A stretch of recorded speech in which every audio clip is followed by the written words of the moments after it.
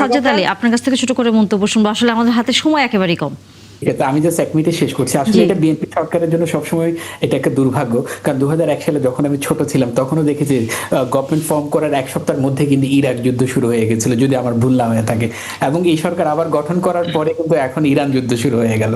আর আসলে বাংলাদেশে কিন্তু রিফাইনারি আছে একটাই, যেখানে তেল মজুত রাখা হয়। যদিও বা আপা যখন ছিলেন তখন কিন্তু আরো 2টা রিফাইনারি করার জন্য উদ্যোগ নেওয়া হয়েছিল, কিন্তু আনফরচুনেটলি আপা চলে গেলেন। ওই প্রজেক্টগুলোর কি অবস্থা সেটা আমরা সাবসিকুয়েন্টলি জানতে পারলাম না। যদি হয়তো উনি রিফাইনারিগুলো করতেন বা করার সুযোগ পেতেন, তাহলে হয়তো আমাদের এই তেল সংকট নিয়ে ঝামেলায় পড়তে হতো না।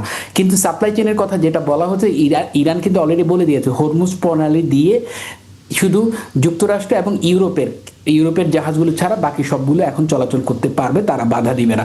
যার কারণে আমার মনে হয় প্যানিক ছড়ানোর কোনো কারণ নেই। আবার এখন আগের যে অন্তর্বর্তী সরকারকে বিএনপির এখন যেটা ব্লেম গেম শুরু করেছে সেটা কিন্তু খুব বাজে। কারণ অলরেডি এই যুদ্ধটা হবে কিন্তু বলে কেউ হয়নি, হঠাৎ করে হয়েছে।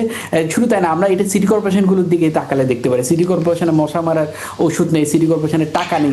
আমরা এই প্রসঙ্গগুলো নিশ্চয়ই সামনের দিনগুলোতে কথা বলতে পারবো, কারণ প্রশাসকরা আসলে সেরকমই মন্তব্য দিয়েছেন যে একেবারেই হচ্ছে কোষাগার একেবারেই হচ্ছে খালি।